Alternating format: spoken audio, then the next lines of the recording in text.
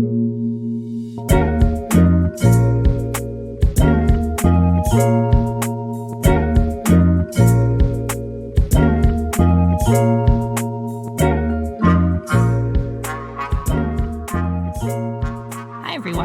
back to the Minute Women podcast. My name is Grace. And I'm Linnea. And before we get started, I just want to remind everyone to go rate and subscribe to our podcast wherever you listen to your podcasts. And make sure to go follow us on all of our social media platforms. We'll give you the handles at the end of the episode. So, Grace, what am I learning about today? Well, today's episode is a little themed. It's a little thematic because I'm going to try and tie it into a milestone that we had this week, which is... We had our first hate mail.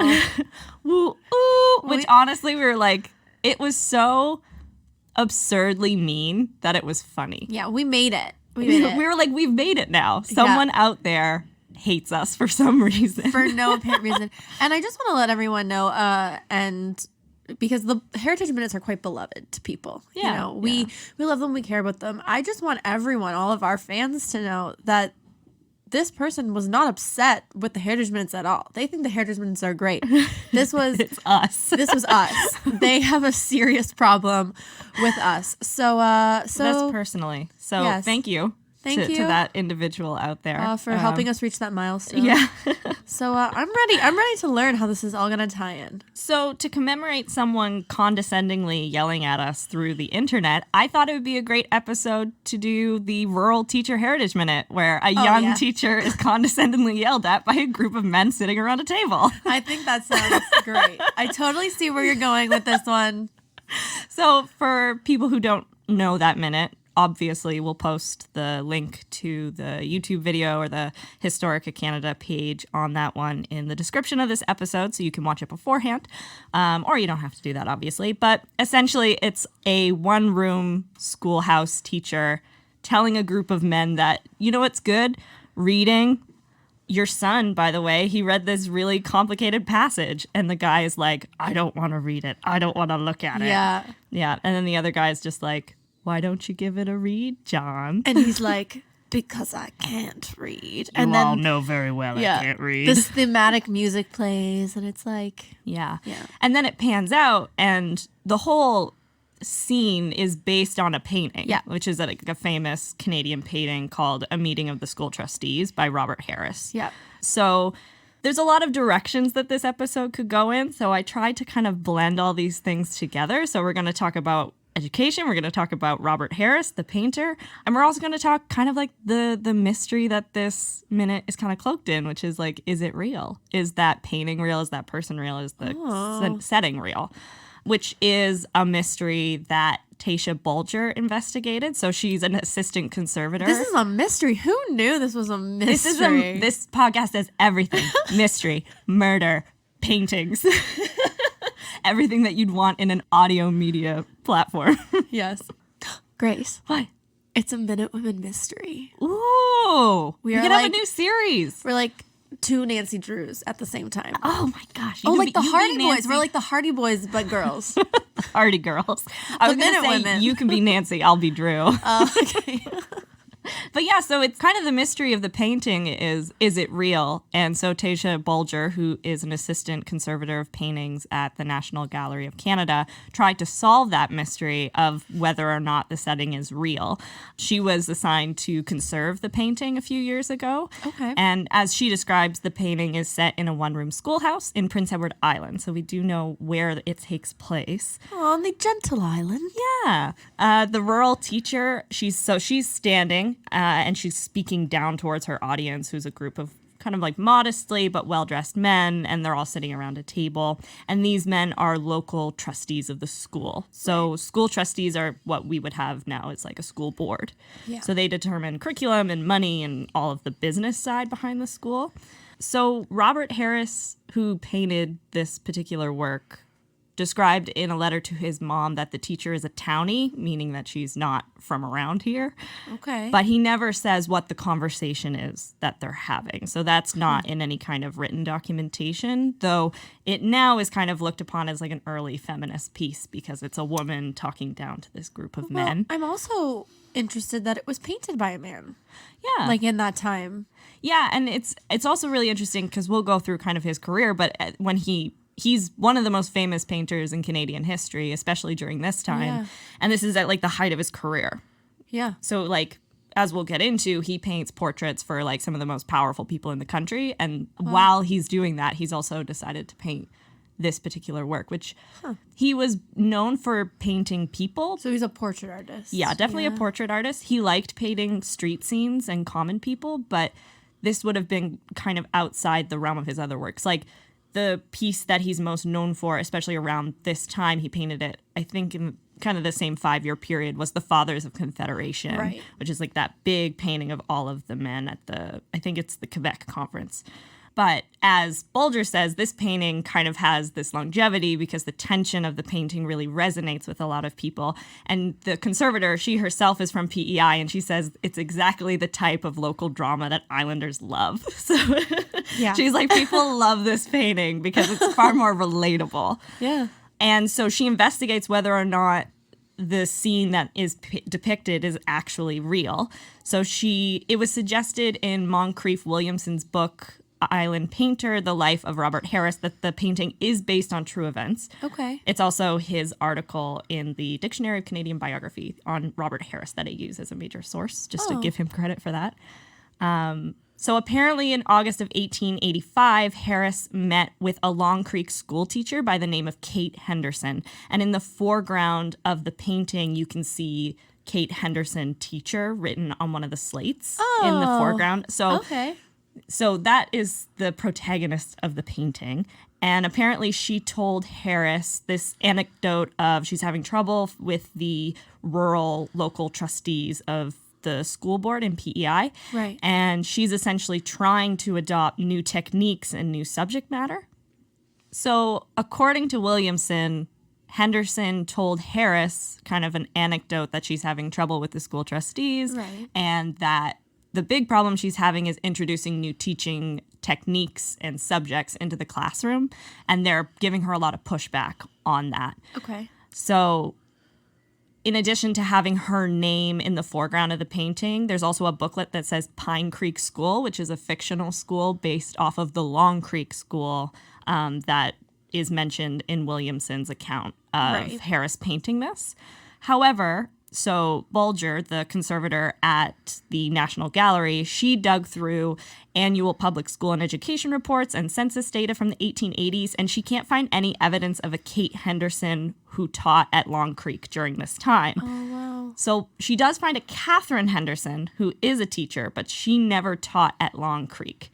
So while this Catherine Henderson that she finds in the census data may be our protagonist, or maybe Kate Henderson never made her way into census data, though that's kind of unlikely, Bulger concludes that it's most likely that Harris invented the story. Okay. So the mystery of it for her, or the solution to it anyways, is that she doesn't think it's real.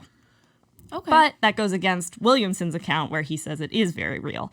So I guess the question for this becomes, like, where do we go with this? Yeah. I will say that Wikipedia has Kate Henderson listed as a pioneer in education in Canada, like very much as a real person.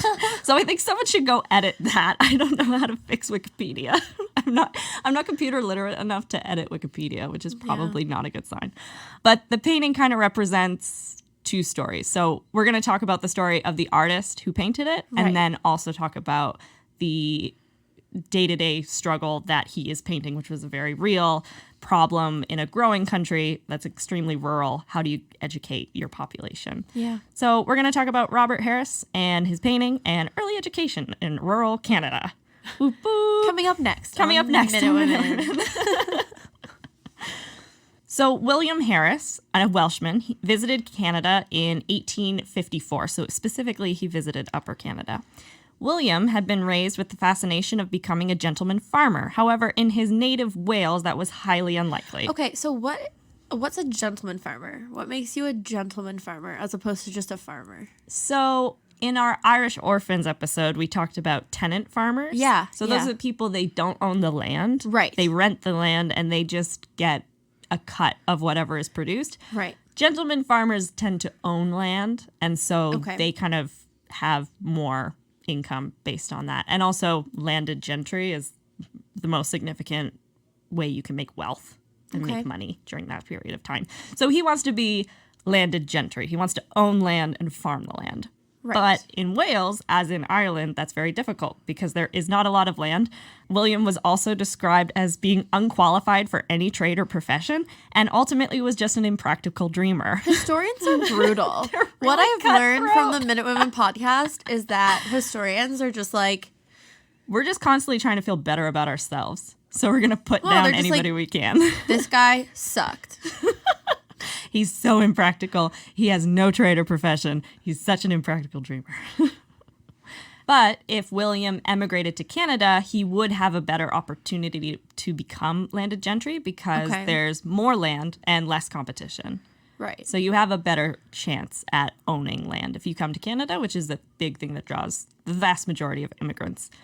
So after visiting Upper Canada, William decided to move his whole family to the New World, including his second child and the subject of our story, Robert Harris, who had been born in 1849. So Robert's father was eventually persuaded to go to Prince Edward Island to try his hand at farming or business instead of taking the family to Upper Canada. So in 1856, the Harris family moved to Prince Edward Island via Liverpool. And Robert celebrated his 7th birthday on the family's crossing of the Atlantic aboard the Isabel. Aww. A sea birthday. So his father entered a partnership to process and can lobster and pork. Not quite farming, but Not quite. you can do what you got to do when you come to the island. And his mother, Sarah, took charge of the family as they moved from house to house to make sure that the children received good educations. The boys were sent to Prince Wales College in Charlottetown, and from a very early age, Robert was almost totally preoccupied with drawing, and he would copy illustrations from English magazines as soon as they arrived in Prince Edward Island. Oh, he had a passion. He had a passion, and Sarah always encouraged her son and had painting materials sent all the way from Liverpool for him, which is cute. What a good mommy. What a good mom. Robert was also a talented musician, and growing up in Charlottetown offered him a strong musical community. Yeah. However, there was less community support or schooling for his true passion, painting. Right. So Robert decided he needed to leave PEI in order to further pursue his artistic career. Furthermore, as much as he loved sketching the beautiful landscape, he wanted to find interesting people who would allow him to paint them, which I guess you just can't find in PEI. Can't find interesting people on the island. What a diss. It's like, I need to find interesting subjects, Mom. He knew his best shot at success would be going to Liverpool because they had family connections there. So his mother's family is originally from Liverpool, and they would help support him on his journeys. But Robert faced two major hurdles at this time. One, the project would require a lot of money. Money to get there, money to buy supplies and materials. And secondly, Robert was only 15 years old. I was going to say, how old is this little dreamer? This impractical dreamer is only 15 years old at the time. So the solution to both of these problems was to work for surveyor Henry Cundall of Charlottetown. So he was a man who deeply loved PEI and believed very much in the spirit of improvement. Cundall was an exceptionally frugal man, and Robert only received a very small pay for the work that he did in his office. The low pay, however, meant it also took Robert 3 years to save enough money to go to Liverpool. So by 1867, he was now 18 and had enough money to go to England. So these all sound like good things. Like, this sounds like he did the right thing. It sounds like, I mean, yeah, he needed the money. The dude that he worked for wasn't great, but with the amount of time it forced him to work there, he is now of age to do whatever he wants. And has some cash in his pocket. And he's got it, like, pockets lined. He is ready to go. So once Robert Harris arrived in Liverpool, he immediately got his hands on a student pass to the public library and museum, both of which contain displays of natural history, collections of casts from antiquity, and modern statues. He would sketch studies of these subjects, a practice he took with him no matter where he lived. He especially loved the casts since it required accuracy and taught him how to proportion the human body. Portrait art would remain Harris's passion and become the staple of his career. So he's doing well. That's very cool. I think it's good that he got to Liverpool and was immediately like, I need to spend all my money on books and on passes to public libraries and museums rather than like booze, which I feel like is the thing that most of us do. He's an extremely responsible 18-year-old. He sounds extremely responsible. Yeah. Harris spent 3 months in England, mostly in Liverpool, before returning to Charlottetown. On his return, he again found employment with Cundall, and he did accounting for a lawyer. I don't know why he's like, gotta go back. Clearly this panned out the first time. I guess it did pan out the first time. Don't know why. In all of these stories, if you're like white male who has some type of money, lawyers are just like, come work for us. Yeah, I was gonna say he has no I don't know what ability he has in accounting. Neither did John A. McDonald. At least he went to law school and had someone to train under. He didn't go to law school, but he had a mentor. Yeah, I don't think he's so. ever done accounting before. No, now it's just like, They just gave him a pencil and a grid, and they're like, figure it out. How much money did I make? $2. he has one of those things, what are they called, where you slide the beads over? Oh, yeah, I know what you mean. So unsurprisingly, working for Cundall again made Harris more determined than ever to become a portrait painter. This dude, he doesn't like working for this dude so much as the catalyst for everything else in his life. So Harris's career started to take off. In 1872, through connections his mother made, Harris was commissioned to paint portraits of the speakers of the PEI House of Assembly. He was paid $30 a canvas. He was also hired to complete a painting of William Garvey, the Commissioner of Public Works and Mines in Nova Scotia, and David Honeyman, curator of the Provincial Museum in Halifax. In Halifax. Honeyman, that is a bomb last name. I know. I was so hung up on the word Honeyman that I messed up the word Halifax. How is it spelled? Is it spelled like you think? Yeah, honey. Man. Honey, man. Okay. Imagine if you just marry someone named Honeyman. He's like, he's your Honeyman. Sweet like honey, man. He's a little bitter though, actually. Honeyman said that he would only pay for the painting if it was good. If it is good is the exact quote. That's even better when you're a little bit sour with the last name Honeyman. Yeah. Also, it's so subjective. You can be like, I hate it. Give it to me for free. It's true. Don't sign those contracts, Robert. No. He does need a lawyer. Get John A. in. Call the Prime Minister. I'm excited for the first Heritage Minute that there's like a crossover. Like there definitely will be some because some of them are about similar events. It's just about different people. So I'm excited for the first time we have like a distant relation in our Heritage Minute episodes. I don't think it's going to happen today, but so all these commissions would be completed in Boston because Harris left for Boston in January 1873.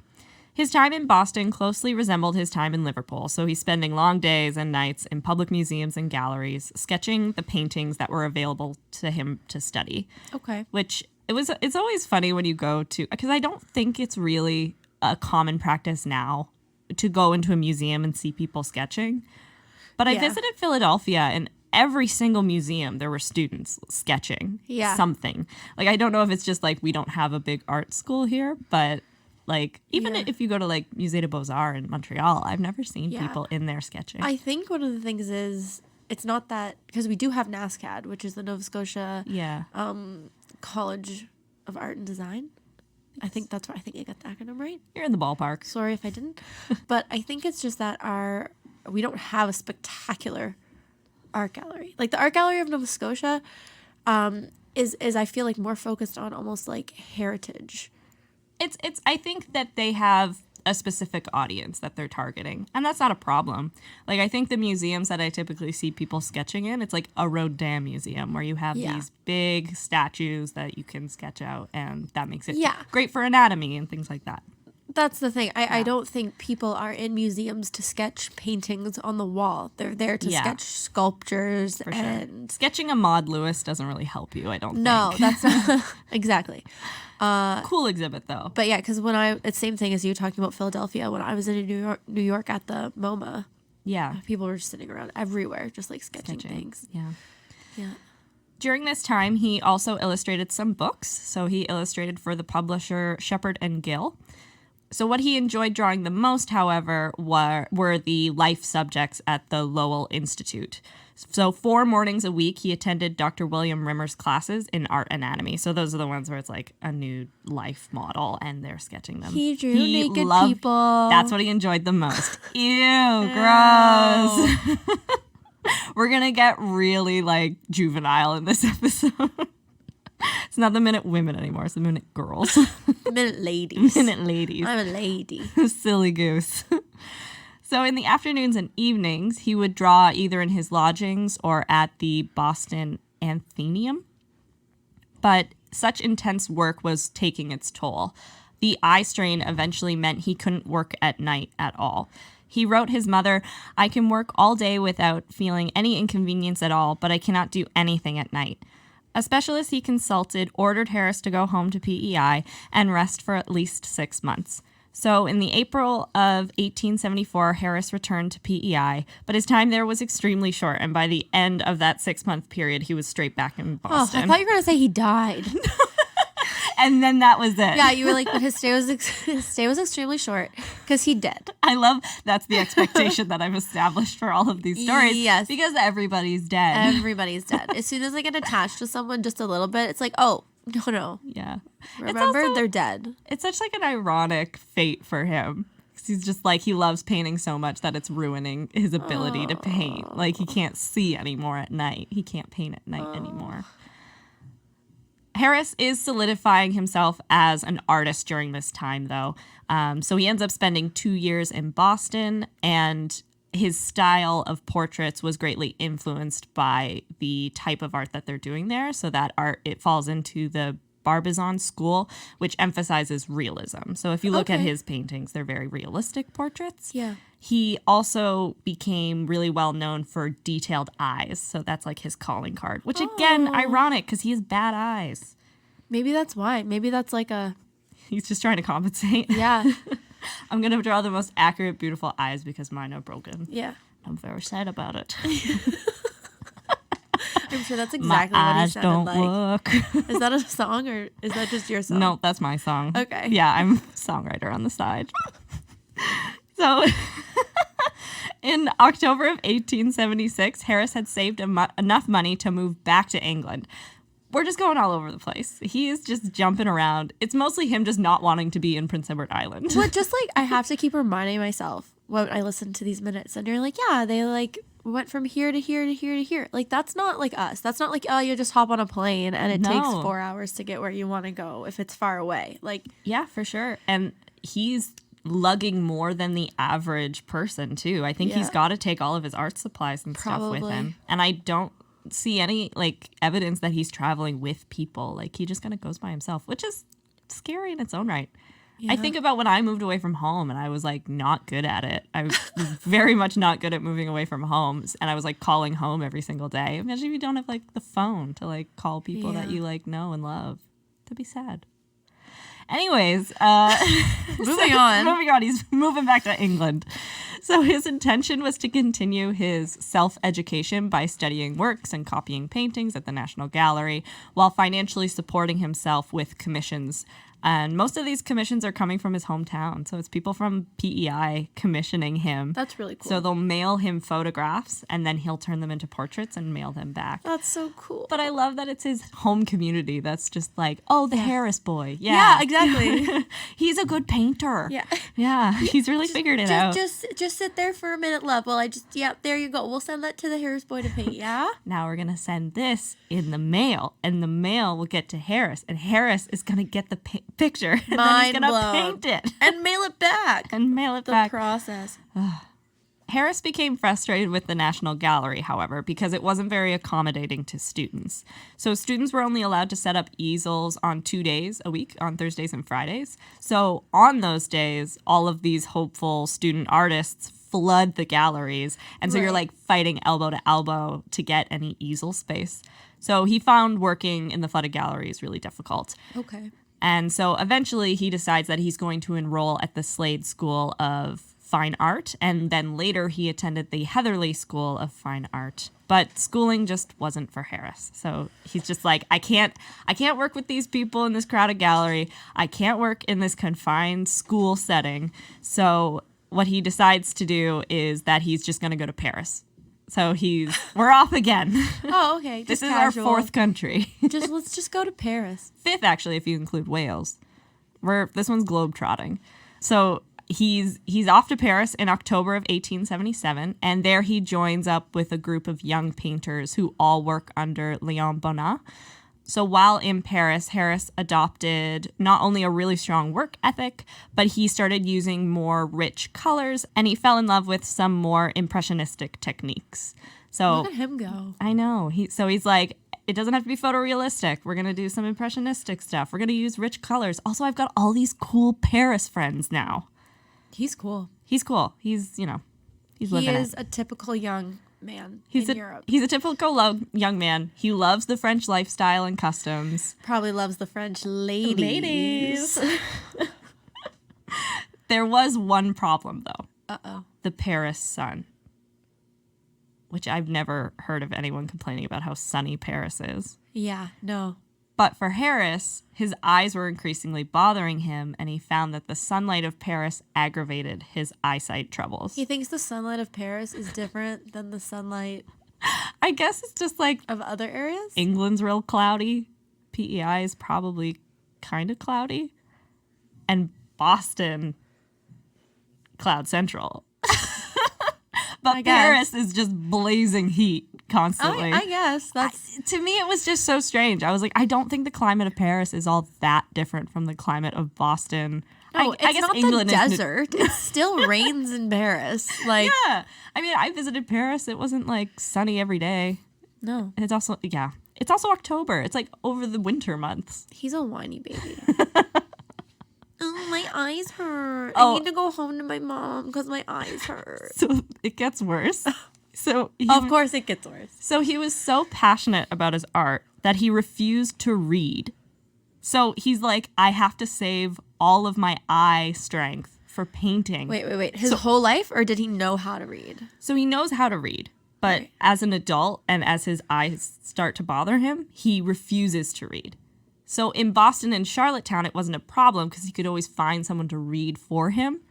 But when he's in Paris, everyone is French speaking, so they can't necessarily read English, and he can't find anyone to read to him. Okay. Our protagonist is a little whiny, Harris is needy. a little needy. Like, I get it. Yeah. It's just like, it's that person you know who's like only interested in one thing. He's so committed and devoted to painting that he refuses to do everything else, and that's going to be your problem. It's not just his problem. It's gonna, Oh, I thought you meant that was going to be my problem. Like, I'm too focused on one thing. And I was like, Linnea, I've been meaning to have a really... just call me out here on the podcast. You're way too devoted to chicken nuggets, and I think we really need to talk about it. I love chicken nuggets. You just had some. I know. They're so good. I know. Don't tell them my secrets. So, with a heavy heart, Harris once again returned to Charlottetown. We're getting back to home base. Keeps calling him back. And it does appear that he meant to stay this time. So it seems like, he was getting into the groove of island life. He was just going to settle down and make his life there. But he was encouraged by some friends to move to Toronto, where he was warmly welcomed into the art community. And it's there that his career really took off. And he's painting portraits, he's painting street scenes that demonstrate his empathy for the common man. I will say that he's despite coming from a fairly upper class family, he's very committed to drawing the life of common people. Like, that's worthy of art as well. And I mean, I feel like some of that might come from just you were talking about people from PEI getting him to paint pictures of them. Yeah. I feel like you become... I feel like you're a bit more real. If it's just common people in common places, it's not someone posing for a perfect photo. You're able to probably be put a little bit more of yourself into it. Yeah, and I think there is something to a small rural community where the barriers between classes just aren't as prevalent. Exactly. So you just don't have the option to isolate yourself into a community of like wealthy elites because there aren't enough wealthy elites to have a community. In January 1880, Harris received an official letter from a colleague informing him that the Governor General had nominated him as a founding member of the Canadian and then later the Royal Canadian Academy of Arts. Oh, that's fancy. So, like, yeah, now we've got this, like, seal of approval. That's from like the a Governor title. General. That's like, Yeah. you've made it. He's a professional. He's profesh. Yeah, I like that. That's the word Harris would use. He wrote home, he's like, Mom, I'm profesh. And she was like, okay, sweetie. Gotta go milk the cow. Great. So because of Harris's extensive experience in illustration, he was contacted on February 4th, 1888 by John Gordon Brown, who is the editor of the Toronto Globe. Okay. So he is being contacted so he can go to Lucan, Ontario, where James Donnelly and members of his family had been murdered. Okay. And he's being hired to sketch the accused men of the homicide. So there's 7 men. They're hiring like the greatest portraiture artist in Canada to do sketches of the men that they're accusing. Why? I guess it's just so that he can they can publish it in the Toronto Globe.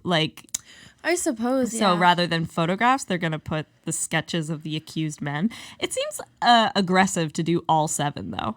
Yeah. It's because 6 of them are innocent, and now they're going to be in a newspaper and drawn as murderers. Yeah. But, That sounds it's like- good. It's good that this episode could keep with the trend of getting murder in the episode That somewhere. sounds like history. You look back at our history books, it's like, 3 of them probably didn't do it, but let's just The majority of these men are innocent, but murderers. Yeah, murder. For life. We're just not sure, so let's just say all of them. So Harris traveled to London, Ontario, where the prisoners awaited their trial. And once he got there, they were doing everything in their ability to hide their faces from him. Okay, so was he acting as a courtroom artist? I guess so. It seems that way. Okay, It that didn't- makes more sense. Yeah, so I think he's in the courtroom. But it's a high profile case, so they wanted a really good artist to do this. Yeah, All right, that makes definitely. sense. But Harris, who's a skilled observer and very quick with his pencil, managed to draw them very accurately. Oh. So he's like the superhero of sketching. And he's just despite the fact that you're wearing masks and hiding your faces from me, I managed to sketch your likeness. He's a He's a- superhuman. Yeah, super artist. Artist man. He then went on to Lucan to sketch scenes of the crime as well. Ew. I know. It didn't really go into detail of how bad it was. That's dark. I don't know. But Brown from the Toronto Globe was delighted with the results and would Delighted. absolutely delighted. He's like, this is the best thing that's ever happened to me. The best picture of a murder scene I've ever seen. I feel like I was right there. I feel like the knife was in my hand. But this would lead to later commissions for illustrations, including portraits of the members of the syndicate to construct the Canadian Pacific Railway. Huh. So big projects. Cool. Harris was also a high Anglican, so in terms of his church, and a big reason that he likes Toronto is because they have a large Anglican community, and he can go and listen to good sermons. Another pleasure he took in going to church was taking out his sketchbook and drawing pretty young ladies in the congregation. Oh my word! I was gonna say though, I'm Anglican, and an Anglican church service is it's like a middle-aged woman's aerobics class. It's like you're up, you're down, you kneel, you sit, you pray, you walk, you do communion, you come back, you sit, you stand, you sing. You're just constantly moving. I feel like I get more steps at a church service than I do working some Walking days. around town. So I'm surprised he had time to sketch. He's up and down and sketching. I'm a Catholic, so there's a lot of standing and sitting, but I describe it more as the comedian John Mulaney described it. It's just dads singing really loud. Yeah. A lot of dads singing to try and get their kids to sing. Yeah. So it's if I sing loud enough, eventually he's going to join in. No, the Anglican worked church out. is filled with much movement. Much movement. There's in the Catholic church, do you have the little things that Benches? come out to kneel on, the Yep. soft things? We're big kneelers. Yeah, you hit your ankles on those all the time because you're up, you're down, you're sitting, you're kneeling, you're standing. Anyway, I'm impressed that he had time to draw pretty ladies. Yeah, I wonder if he caught them in motion or if he's more of just a catch them while they're sitting at his best What time. did he do with these pictures of pretty ladies? I think they're just for him. That's nice. I don't think he does anything That's else with them. not weird. It's not weird at all.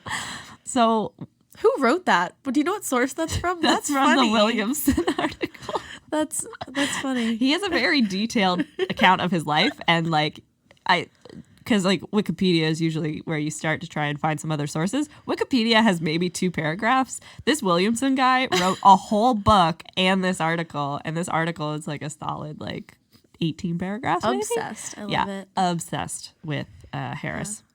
So while Harris did love Toronto and painting all the pretty ladies at his church, he did start growing tired of the city. So he complained of the strain of having to work with those sitters who patronize the arts. The people who want portraits are those who know nothing of art. Huh. So he's just like, the people who can afford to have a portrait done are idiots and don't know anything about art. This is what I was kind of saying about the people from PEI commissioning pieces. Like, I feel like those would be more interesting for him. Yeah. Than the people who are like, okay, make me look absolutely perfect. It's like now with like Photoshop filters. Yeah, exactly. You know, it's like, don't make me look how I actually look. Make me look like the best version of myself. Yeah. When they look up, they're like, oh yeah, that's you. Yeah. It's like, yeah, I think some of his other, like, portraits were just what brought in the money. Right. And he's really good at it, so he makes a lot of money from doing it. But I don't think it's what he loves to do necessarily. Yeah. It was time for him to refresh himself by returning to Europe. We're back.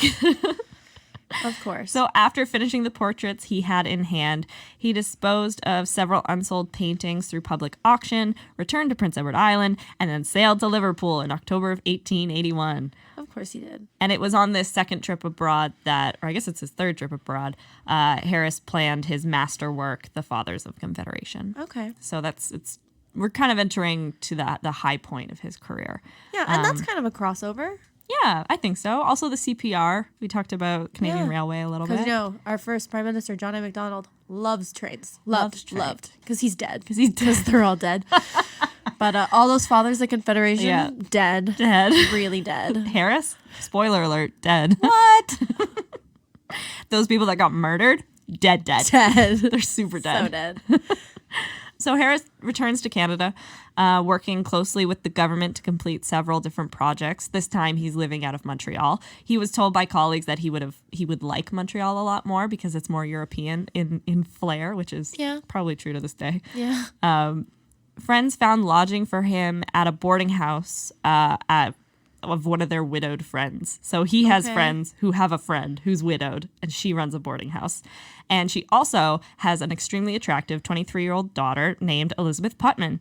And Harris promptly fell in love with her. Of course he did. The following year in 1885. Is that how she's described by the historians? Yes. Extremely attractive? Attractive. All right. I put extremely. I like things to be extreme. Yeah. I wonder if they he's in church standing up and down, sees her from across the room. He's like, oh my God. Look at that butt. And the Lord's like, Robert. He's like, oh, and sorry. he's like, all right, okay, sorry. Not in your house, sorry. So the following year in 1885, the couple was married. Of course they were. And he calls her Bessie. Oh. Which, I'm sorry, that's a cow. Bessie is always a cow to me. I'm sorry if there's any Bessies out there. But no one nicknames Elizabeth Bessie anymore. Yeah, I don't know. I genuinely think that people associate that name so much with a cow that they don't give it to people anymore. Yeah. Yeah. Like if you said Bessie, I'd be like, word association, cow. Yeah, exactly. So he refers to her as his lovely Bessie, and she poses in many of his popular canvases, including the meeting of the School Trustees. So she's the teacher, actually, like the model. Interesting. So this painting garnered a lot of acclaim and has maintained a lot of popularity because of its feminist theme of portraying a young woman teacher in a one-room schoolhouse addressing a group of older male trustees. Right. So this painting has the most longevity, and he painted it right after he got married to Elizabeth. So we're now transitioning our story a little bit. We're going to pivot, and we're going to talk about that painting in particular. Pivot. It was an accurate representation of the state of education in Canada for decades. So to begin, the schoolhouse. Rural schools throughout Canada were generally simple buildings that reflected what local residents could afford and construct themselves. Yeah. They were generally rectangular structures of wood, brick, or stone consisting of a classroom and perhaps a cloakroom or a closet for storage. So very simple structures. Have you ever been to the Highland Village in Iona? Yeah. Yeah, they have like a one-room schoolhouse They that you do. can go and like play It's- around in. It's really cute there. Like, You it's pretty. were in a one-room schoolhouse in a movie. No, it wasn't a one-room schoolhouse. Oh. It was supposed to be like a real school. Oh. Like, with more than one room. You were in one room of a school in a movie. I was. Little shout out to Shattered City. Shattered the City. story of the Halifax explosion. I am Linnea's one credit. Student number 3. Girl student number 3. Girl student number 3. Like most rural Canadian homes, most of these schools did not have electricity or indoor plumbing, and they were heated by wood stoves. The furnishing was very minimal. Teachers were generally equipped with a desk, some books and maps, a blackboard, chalk and brushes, a globe. Fancy. Fancy. A map and a globe. I know. We're going to make it flat, and then we're going to make it round. Just so we can have debate. Just so we can debate about it. Yeah. Which one's right? You decide. And then they would also have like dictionaries, bells, Yeah. school stuff. School stuff. They provide them with modest school stuff. I bet they had some chalk. Yeah, definitely some chalk. Yeah. Everyone's hacking along. Yeah. Yeah. The schools were often unsanitary and unsafe. Ventilation was inadequate. There was no running water. And since they were often built from wood and heated with an open furnace, the risk of fire was ever present. Did you ever watch Holes? The movie Yeah. Holes? They have a one-room schoolhouse that burns down in that Yeah, movie. they But I do. think that's dudes that were like, we're going to burn it down.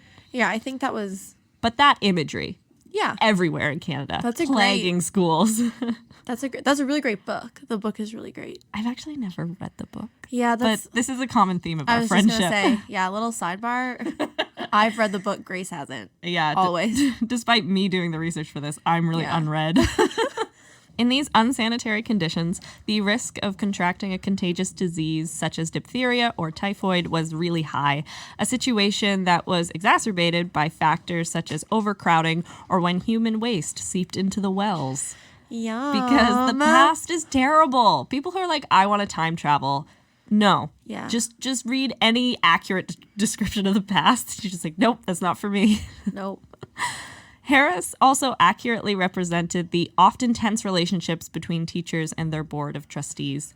Colonial and later provincial departments of education officials typically provided only minimal direction with regards to courses, textbooks, qualifications, and administration, which meant that local boards of trustees were left to handle most educational matters. I'm not sure exactly how it's structured, and it definitely changes over time, but there is some sense that PEI, the government, provincial government, would be providing some level of provincial authority or Yeah. direction, but what they tell the trustees, which are the local school boards, is very minimal. So they Right. don't really provide like provincial curriculum, for example. Right. I feel like those trustees are just like, God is good, never talk about sex. Yeah, and that would be a big problem is that, depending on how religious your community is, there's going to be a lot of things that they can and can't do. I think in that Heritage Minute, she's telling the man that her son read a complicated passage from the Bible. From the Bible, yeah. Yeah. So, yeah, there's a lot of religious education as well. Yeah. Since trustees often controlled funding, the procurement of equipment, and hiring decisions, rural teachers were often just completely at their mercy. So Okay. you also have no protections as a teacher. There's nothing to say that they can't just fire you because Wait, you're is not. this happening in the year 2020? Because Ooh, we got mic drop. two parents in the Yeah. who are teachers. Yeah, this is a shout out to your parents. Woof. Furthermore, in rural communities, the small student populations and small tax bases made hiring qualified teachers too expensive. So, all the really qualified teachers are just going to go to cities where they can make more money compared to rural communities that have to try and attract teachers to stay there. So, totally different from today. Yeah. Rather than close the schools due to vacancies, typically they would prefer to hire unqualified, inexperienced teachers. So just because you don't have a qualified teacher does not mean you can't have a school. Anyone Right. can be a teacher if you put them in front of a classroom. Your education is not what makes you a teacher. No, absolutely not. It is a setting thing. It's a vibe. It's a vibe. It's a feeling. It's not really an interview. We're just having a conversation to feel you out. Yeah. No, you don't need to provide me with a resume. No, It's no, fine. no. I can read you really well. What's your sign? Most rural teachers only had some combination of high school work and a couple months of professional training as experience. Others had no formal qualifications whatsoever. So a whole range of qualification levels in rural schools. Rural teachers were also most commonly women because women, when they go to urban centers, they're not going to get paid as much anyways. Right. So, right. the lower salary isn't as unattractive to them. If anything, it's like I can have a little independence if I Right. go And we're work there. still in a time where kind of men are doing the work for the household. Exactly. And women are taking care of the household. So the fact that the women are going out and working at all is a big step for feminism and equality. Yeah, and these women are, for the most part, unmarried. Oh, okay. So these they're- are younger women. Yeah, so the usual range is between 17 and 23 years old. Shoot. Which is okay. young. That's babies. Imagine being 17 years old and being like, all right, I'm a teacher. Sit down, you 12-year-olds. So that's the largest demographic of teachers are these young, unmarried women. And it's largely due to the fact that this teaching is seen as appropriate work for women. Right. And again, the low pay doesn't attract men to the jobs. Right. So men can make more money if they go work in the woods or if they're working on farms or something like that. Work was largely viewed as a short-term source of income as well, because it's expected that these women are going to get married, and then once they're married, they'll become housewives and they won't work anymore. And then won't work. Yeah, Yes. won't be able to be teachers. Exactly. So I do think generally there is a perception that parents weren't particularly attentive to or wanting their children to go to school in rural communities. They're like, I just have kids so they can work on the farm. Yeah. But generally parents were very encouraging of getting their children to attend good. some level of school because basic academic training was viewed very positively and it could help back home. So, if you have a kid who can do basic math, that's going to help you keep the books on Right. your own little farm. Right. School was seen to provide social benefits, so kids get to meet kids. I also have to imagine that parents just are like, please don't be around me 24/7. Please Yeah. go do something. Before Jimmy can actually, help out with the farm, he can go to school for a while. Please. Meet some kids. Yeah, meet some other kids. And there were religious teachings as well, so those were seen to be character building. Of course. Most rural teachers focused on teaching educational basics such as reading, writing, arithmetic, spelling, and geography.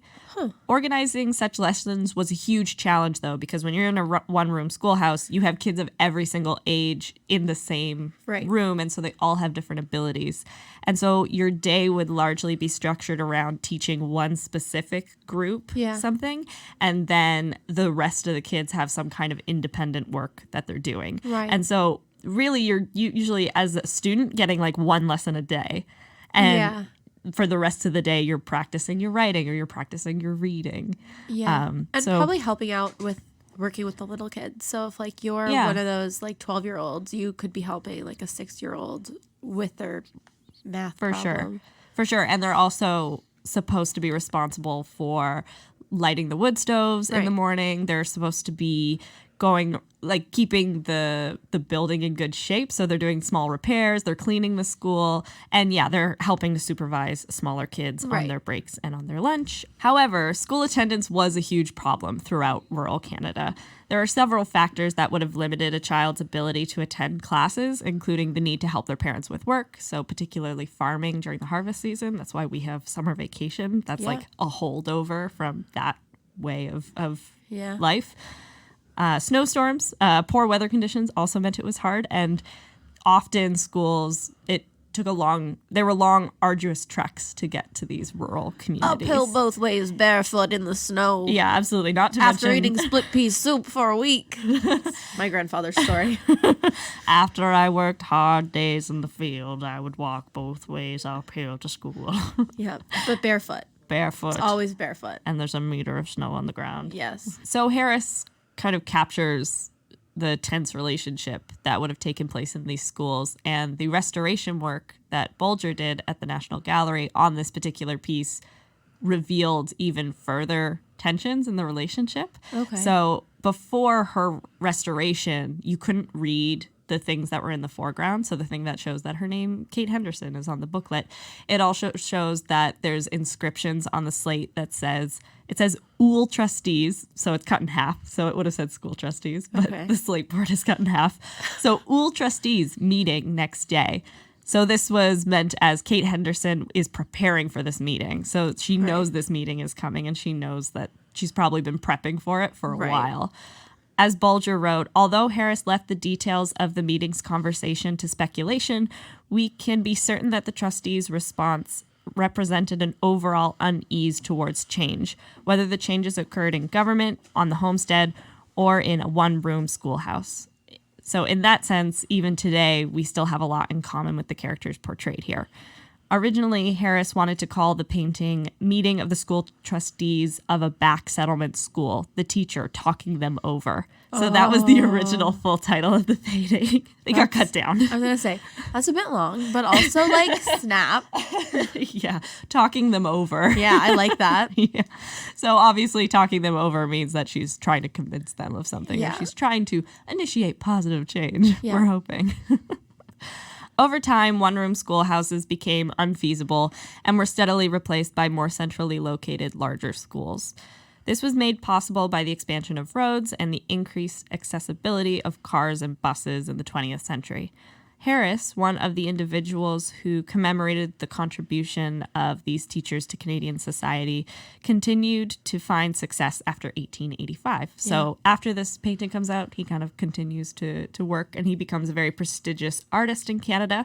Years of hard work and administration, combined with poor health and eyesight, did not stop him from sketching all through his life, well into the kind of twilight years of his career. After a holiday in PEI, he's always going back. He just loves the gentle island. It. In the summer of 1918, he returned to Montreal and began negotiations for a proposed portrait of Frances Lovett Carter Cotton, but it was not to be. Harris was almost totally blind and could barely move from his sofa. He died on the 27th of February, 1919. At a memorial ceremony in Harris's honor, his former student, George Reed, stated, "Much more might be said of the work and worth of Robert Harris, but modesty was one of his distinguishing traits, and we hesitate to give him that praise which he so richly merited, knowing that to him the work was everything and the worker nothing. It seems fitting, therefore, that we may never know if Kate Henderson was real or not, because the work she and thousands of other one-room schoolhouse teachers did was everything and the worker nothing." Oh, great. Ooh, we're ending it in a sentimental way. Feelings. So that's the story. Hashtag feminism. Hashtag feminism. So that's the story of Robert Harris to the point that he kind of does this painting, and then the work that he decided to portray. I think it's really interesting when people at the height of their careers decide to do things like what ends up being their passion projects. Yeah. Because clearly he didn't love painting rich white people. Yeah. That wasn't his passion. That wasn't his jam. He loves painting people. Yeah. But yeah, I think it's really interesting that at the height of his career, he's going to paint this just rural teacher. I think that's awesome. Talking them over, talking some school trustees over. Yeah. I'm going to go talk some people over later. Yeah, I want to incorporate that into my vernacular. I like that. It's like, that's fun. listen, I'm going to talk you over later, but I'm busy right now. Yeah, no, that's great. Yeah. Well, that's definitely one of the heritage moments that I remember, like being on TV and watching it and like talking about it and seeing it. So yeah, and I think it is an interesting one to choose because it is so broad as to what it commemorates. Yeah, and the most of the examples of rural schools that I was using mostly talks about like what it was like in a PEI rural school. Right. It's slightly different across the country, like prairie schools in particular. I don't know why. There's a lot of sources that are specifically about the prairie school. So I think it's because they serve as big community centers as well, typically. Like they're the hub of the community. and very isolated. And yeah, and I think, more isolated than anywhere you could be in PEI. Yeah.